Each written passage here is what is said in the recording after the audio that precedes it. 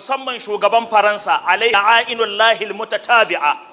Allah ka la'anci shugaban Faransa Emmanuel Macron, ya zo ya yi ɓatanci, ya ba da lasisi a yi zanen ɓatanci ga annabi Muhammad sallallahu alaihi wasallama. Abin da ya faru kamar yadda kafafen yada bayanai suka yada shine wani yaro ne a cikin aji ya zo ana karantar da shi, malaminsu sai ya shigo da zane na drawing na ɓatanci ga annabi Muhammad sallallahu alaihi wasallama. Ya zo aji da nufin zai ci mutuncin manzan Allah, ya dinga faɗin maganganu marasa daɗi, ya dinga maganganu waɗanda suke na harbati, ya dinga maganganu na cin zarafi. Wannan yaro tsabaragen imani da taƙawa da jin tsoron Allah da san annabi Muhammadu sallallahu alaihi wasallama ya ji ba zai iya haƙuri yana ji ana cin mutuncin manzan Allah ba, don haka ya yi kukan kura, ya yi tsalle, ya yi madaƙolo, ya yi kutufo, ya jakumi wannan kafiri, ya danna mishi wuƙa ya kashe shi. Wannan kuma shine dama hukuncinsa. Karanta littafin Asarimul Maslul ala Shatimin Rasul na al-Imam Ibn Taymiyyah al-Harrani. Yace duk mutumin da ya zagi manzan Allah ko ya ci mutuncin manzan Allah, yace ko ya tuba yayi istighfari, yace ba za a bar shi ba sai an kai shi lahira. Idan ya ga dama Allah ya yafe masa tunda bawansa ne, in ya ga dama ya dadna shi a cikin wutar jahannama.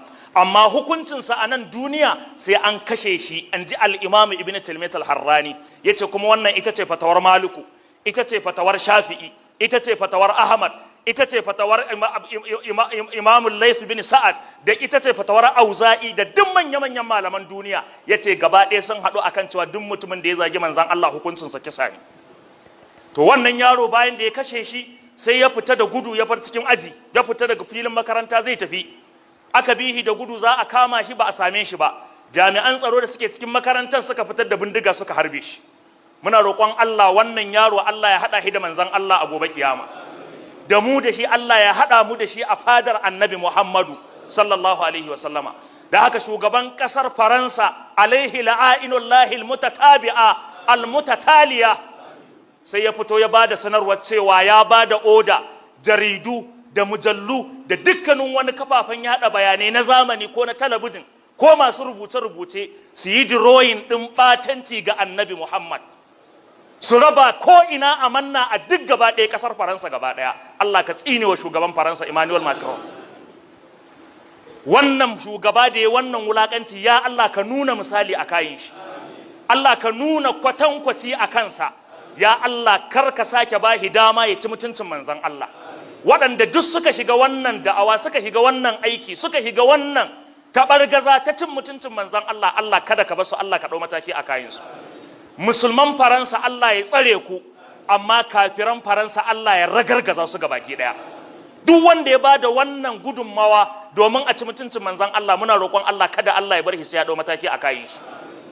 Saboda haka wannan mutum ya fito ya bada wannan sanarwa, alhamdulillahi rabbil alamina. Kowa ya ga abubuwan da suka faru a kafofin yada bayanai na zamani, da yadda kasashen duniya Allah ya sakawa Mr. Erdogan, shugaban kasar Turkiya. Wannan mutum muna addu'a Allah ya kara masa lafiya da imani. Yanzu shi kadai ne shugaba a duniya da ya saura wanda duk abin da aka yi wa musulunci sai ya fito ya yi martani.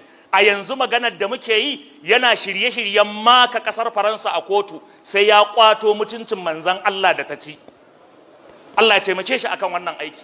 Lokacin da aka karkashe mutane a Rohingya, shine kadai ya fito a duk shugabannin musulmi na duniya ya kalubalanci wannan abu, kuma ya dauki wannan kasa ta Rohingya ya maka ta a majalisar ɗinkin duniya, yace wallahi sai an kwato haƙƙin jinin musulmi da aka zubar a Rohingya. Da haka wannan shugaba Erdogan muna masa addu'a Allah ya ƙara masa lafiya da imani. Duk wani wanda yake taimakawa wajen kwato haƙƙin musulunci da annabi Muhammad, Allah maɗaukakin sarki ka taimake shi a duk inda yake a duniya. Saboda haka ƴan uwa, kiran da muke yi na farko, ba wanda aka saka shi ya je ya taɓa wani ko kuma ya zubar da jinin wani ko ya tada hankalin wani ko wani a makamancin haka. Amma alal aƙalli ko kalma biyu ka yi rubutu ka la'anci duk waɗanda suka zagi manzan Allah sallallahu alaihi wa sallama. Saboda wannan mas'ala ta musulmi ne na duniya gabaki daya, amma kuma ba lasisi ne ta tada hankalin waɗanda basu ji ba basu gani ba. Saboda haka ba a yadda ba mu lamunta ba, amma muna cike da kyama da bakin ciki da damuwa da la'ana ga dukkanin waɗanda suka taru suka ci mutuncin annabi Muhammad sallallahu alaihi wasallama. Da haka kowa ya zauna lafiya da ɗan uwan shi, kowa ya zauna lafiya da abokan zamansa, kowa ya zauna lafiya da duk wanda yake tare da shi, musulmi ko ba musulmi ba. Mu Allah bai ce mu tsokani wani ko mu tsokani addinin wani ba. Duniya idan ta tsokana addini to za mu fito mu bayyana wannan tsokana ce kuma ba za mu yafe ba. Amma babu wanda musulunci ya ba shi dama ya je ya taba mutuncin wani ko kuma ya taba dukiyar wani ko ya taba al'amarin wani. Saboda haka muna kira ga al'ummar musulmi kowa ya kwantar da hankalinsa. Tattalin arzikin Faransa kaɗai da ya taba a wannan satin ya ihe su bala'i. Inda a ce mu musulmi muna da kishi, muna da haɗin kai, wallahi babu wanda zai ƙara sayan kayan Faransa ko ƙwaya ɗaya ne. Ko da ku a ce idan baka ci wannan kayan ko kai amfani da shi ba za ka mutu, wallahi za ka gwamnati gara ka mutu akan ka sake yin amfani da kayan Faransa. Amma da ke mutanen mu ba su da kishi, ba sa kishin annabinsu, ba sa kishin manzansu. Wannan ƙasa ta ci mutuncin manzan Allah, amma wani yanzu yana ƙoƙarin ya bata kariya, wani ma yana ganin dan me yasa ake wannan maganar, saboda ba shi da imani, saboda bai ɗauki manzan Allah a matsayin komai ba. Sannan muna kira ga dukkanin musulmi da kowa ya barranta daga wannan abin ya kuma kyamaci kasar Faransa, domin ta ci mutuncin manzon Allah, ta taɓo mutumin da ya fi kowa daraja a duniya. Musulmai da kafirai duka sun yi shaida. Akwai makafirin da ya rubuta littafi ya sa mutane 100 a duniya wanda duniya take ji da su. Farkon wanda ya fara ambata shine Muhammadun Rasulullahi. Ya ce shine mutum na farko da duniya ba za ta taɓa mantawa da shi ba. Na ce Allah ya yi gaskiya, wal haqqu ma shahidat bihil a'da'u. Gaskiya ita ce wanda hatta makiya sun yarda da ita. Gaskiya kenan wanda har makiyinka ya yarda da ita. To saboda haka mu kaurace musu, mu watsar da kashin su, mu koma mu yi amfani da kayan kasashen da suke mutunta addinin mu, suke mutunta manzon mu.